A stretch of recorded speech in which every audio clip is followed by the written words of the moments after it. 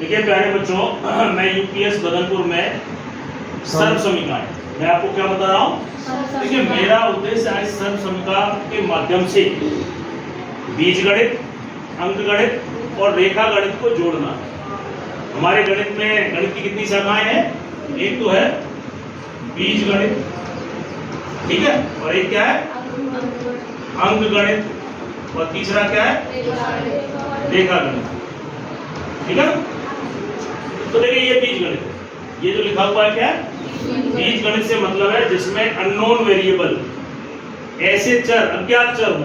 यहाँ पे चर क्या है एक्स, एक्स क्या है वेरिएबल है, चर जिसका मान हमें पता नहीं है, अज्ञात। इसको हल करने का तरीका क्या है? पहले आप एक ब्रैकेट को तोड़ दो और दूसरे को छोड़ दो। तो तोड़ने में पहला हिस्सा क्या आया एक्स, दूसरा ऐसे कैसे छोड़ दो। फिर क्या करोगे आप, प्लस है, ये वाला प्लस है इसलिए प्लस, तो जो आपने तोड़ा था उसका दूसरा हिस्से में क्या बचा था 3, एक्स प्लस 5। तो यहाँ पे इसका इससे गुणा करोगे एक्स स्क्वायर, इसका इससे गुणा 5x, इसका इससे गुणा 3x और इसका इससे गुणा 15। क्योंकि एक्स स्क्वायर अकेला है और कहीं एक्स स्क्वायर है नहीं, तो एक्स स्क्वायर तो ऐसे ही रहेगा। एक्स एक्स दो बार है तो इसके गुणांक जुड़ जाएंगे, 5 और 3 8x और ये 15। देखो ये तो हो गया आपका, क्या हो गया बीज।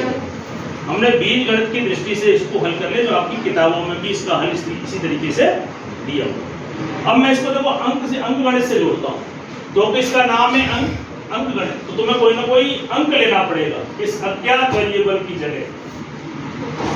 जो अननोन वेरिएबल है, अज्ञात चर x है, उसकी जगह क्या लेना पड़ेगा? कोई ना कोई अंक। यानी आप कोई एक अंक लोगे, बताओ क्या ले, बताओ।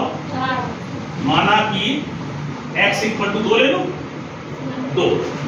तो लोगों यहाँ पे 2 रखिए, आप यहाँ रखिए 2 प्लस कितना हो जाएगा 2 प्लस 3, जो आपकी सर्व समीकरण है। दूसरे ब्रैकेट में क्या आएगा 2 प्लस 5।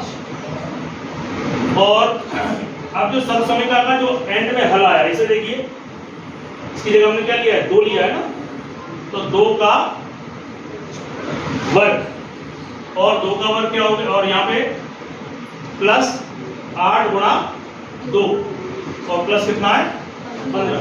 देखिए इस 15 को थोड़ी देर के लिए आप, इसी को तो लिया था 3 गुणा 5 15, इसको आप 3 गुणा 5 लो। मैं 3 गुणा 5 इसलिए ले रहा हूं क्योंकि मैं आपको रेखा गणित से भी इसको जोड़ने की कोशिश कर रहा हूं। अब देखिए यहाँ पे कितना आया 5, और ये कितना है यहाँ पे 7, और यहाँ पे ये आ गया। अब देखिए पहले 5 गुणा 7 का अर्थ समझिए, इसका अर्थ क्या है, यानी कि 5 तो इधर को और 7 इधर को, यानी 5 गुणा 7 का एक ये आया है, बात समझ आ रही है। और यहाँ पे क्या है 2 गुणा 2, 2 गुणा 2 क्या होता है, ये भी 2 और ये भी 2, तो 2 गुणा 2 को क्या बोलते हैं वर्ग। ये एक वर्ग है। और यहाँ पे क्या है एक 8 का, कितने का, और ये 2,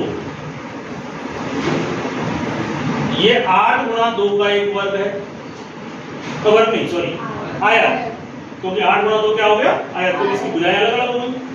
और यहाँ पे ये 3 और ये 5, 3/5 का एक आया। इसी सर्व समीकरण का ज्यामितीय अर्थ, रेखा गणित का अर्थ ये है। मैंने क्या किया, रेखा गणित से जोड़ दिया, वर्ग और आयात में जोड़ उसको बदल दिया। अब अगर इनको हम जोड़ लें, मतलब अंकों में इसको हल कर लें, तो अंकों में हल कितना हो, 5 7 कितना हो गया 5 7 35, और इसको जोड़िए 2 गुणा 2 4, 8 गुणा 2 16, और 3 पंजे कितना हो गया 4 और 16 20 और ये 35। और देखो इधर कितना है, दोनों तरफ दोनों पक्षों में क्या आया, तो अंकों की दृष्टि से ये कितना है 35। और इसी को अगर मैं क्षेत्रफल से जोड़ दूं, तो क्योंकि 2 गुणा 2 क्या है आयत का क्षेत्रफल, इसका वर्ग का क्षेत्रफल, 4 वर्ग जो भी है, मीटर है तो मीटर, सेंटीमीटर तो सेंटीमीटर, 4 वर्ग इकाई इसका क्षेत्रफल आ गया, 16 वर्ग इकाई इसका क्षेत्रफल आ गया, और 15 वर्ग इकाई इसका आ गया, और सभी को जोड़ लिया जाए तो 35 वर्ग इकाई क्षेत्रफल निकल के आया आपका।